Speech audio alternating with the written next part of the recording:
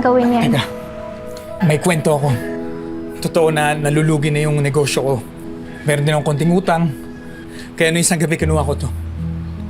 Alam ba, galing pa sa lola ng lola ko to. Inisip ko tong isang lap para magkaroon ng konting pera pero naisip ko hindi pwede eh.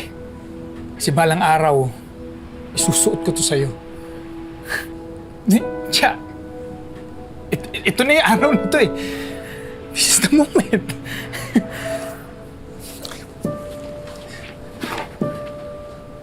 Cha, will you marry me?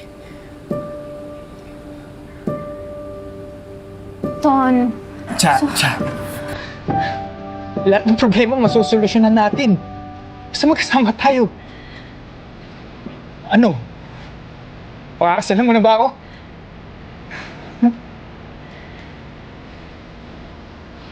oo naman.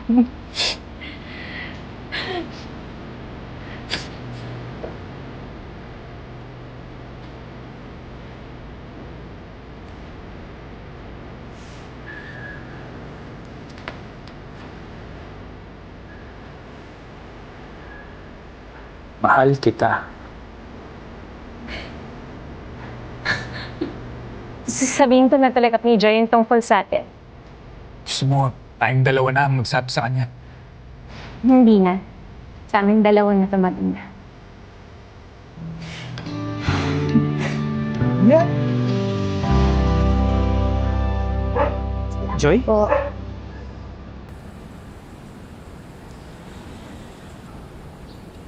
Joy!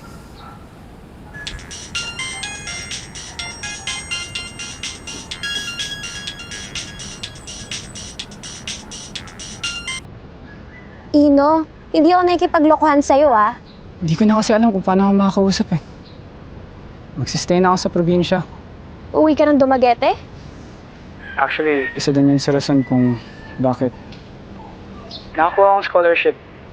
BS Agribusiness. Yun talaga yung gusto mo, no? Yung tahimik, buhay probinsya. Kaya hindi ko na pinansin yun nung hoping na Facebook pa lang yun. Sorry kung hindi ako naging mabuting girlfriend sa'yo. Hindi yan totoo. Naiintindihan ko naman kung bakit. At least, ngayon pa lang alam na natin kung ano gusto natin. Kesa naman pinilit natin yung sarili natin na hindi tayo compatible. At least ngayon, magkakaroon tayo ng fresh start. Ikaw, pupunta ka na ng probinsya. Ako naman magkakaroon ako ng bagong kapatid. Buntis si tita?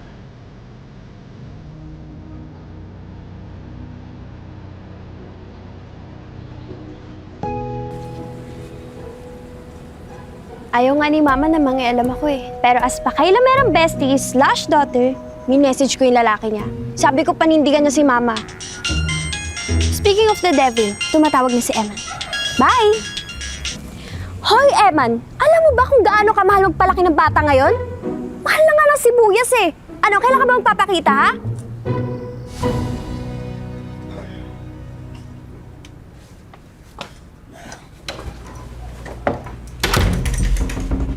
Nak? Ba't ka nandyan? Okay ka lang? May dala akong take-out. Dali, kakain na tayo. Ma, di ba sabi mo, no secrets, no lies? Oo. Sino ba talaga daddy ng baby mo? Nakausap ko si Tito Eman. Paano? Kinausap ko. Sabi ko, panagutan ka niya. Kaso, matagal na daw kayo hindi nakikita. Kaya imposible daw na mabubuntis ka niya.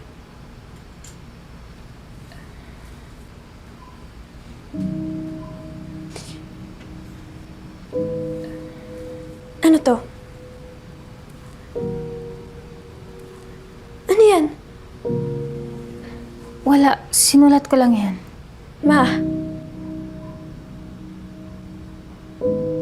Kilala ko kung kaninong sulat yan. Kay Tito Tonyo? Tatay ng ex ko? Tatay-tatayan lang naman. Kahit na, Ma! Ano na nangyari sa no secrets, no lies? Nak, sorry. Hindi ko kasi alam kung paano ko sasabihin sa'yo. Kailan pa yan, Ma? Isang taon. Dati 2 tao lang yung sigurado kung mapagkakatiwalaan ko. Ikaw at si Ino. Tapos naging isa. Kasi iniwalayan ako ni Ino. Ngayon pati ba naman ikaw? Joy!